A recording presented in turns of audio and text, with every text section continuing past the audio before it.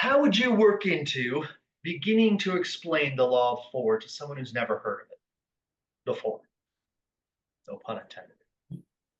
Generally speaking, it's with the very common um, examples that they're going to be aware of right away. Four seasons, four directions, kind of an There intro you to it, and go. then from there, take it in a little Yeah, further. Start to drill down at that point.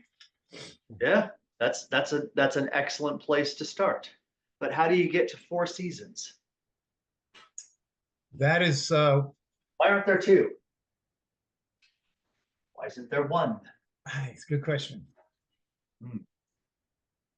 The most fundamental place to start is the law of two. Anytime the law of two intersects with an expression of itself, in other words, this way, intersects with the law of two, an expression of itself going in different direction, you Right. get the law of four. And as you'll see later, the law of six and the law of eight. So 2, 4, 6, 8. Okay, so let's draw it out. You start with a bar like this and you say hot and cold. Okay, now hot and cold are two aspects of the same thing. It forms a bar. And it's kind of relevant, isn't it? I mean, you can have the burner on your stove on, which would be freezing cold compared to the temperature of the sun, wouldn't it? You see how that is? All right. So they're not really opposites. They're a bar. It's a bar of expression given the context of something. Dry and wet. All right. Hot, cold, dry, wet. These are two forces crossing each other, and they're a very good starting place to be able to explain how the law of two creates a result. You understand, without some other way to interpret it, hot and cold has no meaning in its own self. You can go to the infinite bars of absolute zero and absolute hot, if there is such a thing. You can go to the infinite bars of dry, and absolute wet. Okay. Now, Ion, you started off talking about the four seasons: hot and dry, summer; dry and cold, fall, autumn. Wouldn't it be hot and wet, spring? Summer or spring, rather. Yes, yes, yes, yes. Yep. And dry and cold, winter. That's how you get into the four seasons, by explaining when two aspects of the law of two intersect one another. Then, what did we talk about? We talked about but this time we'll put serpent and bull, eagle and lion. Yeah. Yeah. What do those mean? What do those mean? You need to get to the point where you understand hot, cold, wet, dry is symbolic of something. Take this aspect and apply it to anything, can't you? Serpent, dry, cold nature. Now think about this in terms of an individual, right?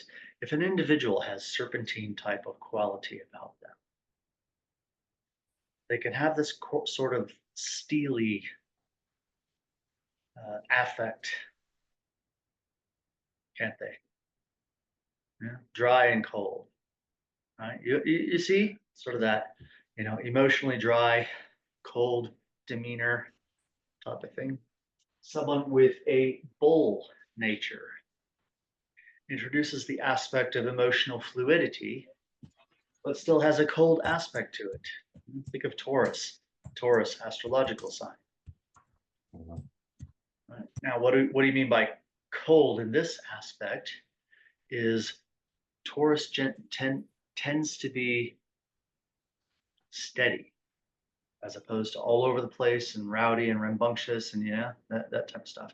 They have this kind of steadiness about them. But unlike the serpent, they have a more fluid expression, don't they, of their emotional state. They might have this steadiness about them, but more of a fluid expression. Lion, hot, but still that fluid expression. Think of Leo, astrological sign Leo. Dry and hot, the eagle. Okay, what astrological sign would you put there anyway? Something to ponder, isn't it? Yeah.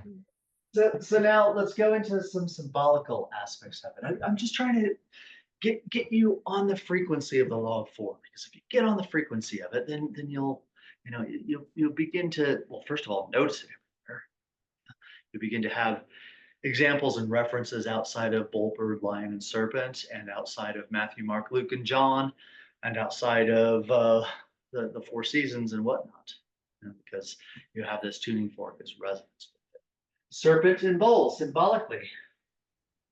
Serpent being the rod aspect of something, and the bull being the cup aspect. We talked about this last time, where the symbology of the bull looks just like the womb, doesn't it? If you draw a bull's head with the horns, yeah, got the whole kind of shape of the womb going on there. And the serpent, not only of the sperm, but also having a linear type of motion to it, like the penis.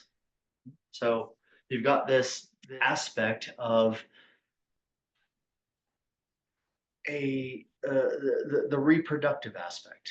Now, what about the eagle and the lion? Can they join? This is the big mystery. First of all, what do the eagle and lion indicate? You've got the aspects of the physical body. Right.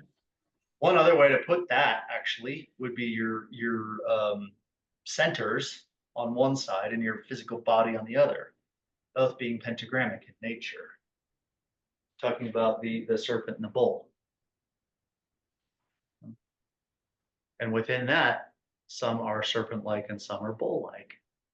But the soul and the spirit, having to do with the eagle and the lion.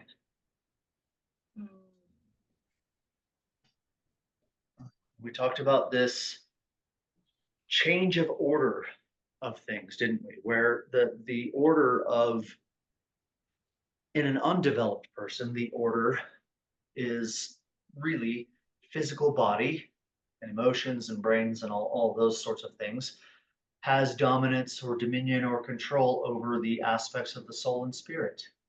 When a person gets developed, those roles switch, where the soul and spirit first, then soul, has dominion over the physical aspects of things. In other words, it has to do with this concept of the higher controlling the lower, with the control aspect of the spirit and soul having dominion over the physical body, the serpent and the bull. The bull being your five appendages, serpent representing your five centers. Those are all aspects of the lower. And this is demonstrated, and I'm not a great artist, so I'm just going to have you come to the mental picture in your mind. But if you studied any kind of heraldry or any kind of symbolism in ancient times, especially like in the Middle Ages and whatnot, you've got these symbols of the eagle grasping the serpent. Right? You've probably seen this. If not, just go through books on heraldry and you'll see this symbol time and time again, where the eagle has the serpent in its talons. Similarly, the lion has the bull. Yeah? You'll see this all the time too, where the lion has this kind of hold on the bull beneath. The idea is that the eagle eventually devours the serpent and the lion devours the bull. This has to do with the idea of having your higher spiritual aspects of oneself consume the personality in favor of essence. Tying all of these types of things in so that you can begin to see what the value of the law of four is. But hidden within it is also the law of three. Okay, and it comes in like this. You've got one upward pointing triangle and one downward pointing triangle having to do with the physical aspect. In other words, you condense from the unseen worlds into a physical form. And the upper triangle, but you have this kind of rising aspect in yourself of the soul and spiritual aspect. And in someone where the eagle has not captured the serpent and the lion has not captured the bull, you get this separation. You've got a unlinked triangle, right, where these two are still in their natural conditions. You've got a soul and spirit that really can't hear or access the aspects of the physical body. Undeveloped state, like in this diagram here, they're just kind of connected at the center because of the aspect of it.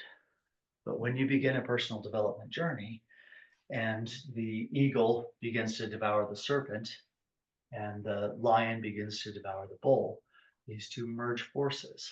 Right? It's not only a domination or a dominance, I should say, but also a feeding. And so then you get this idea of this combination of the two, like that.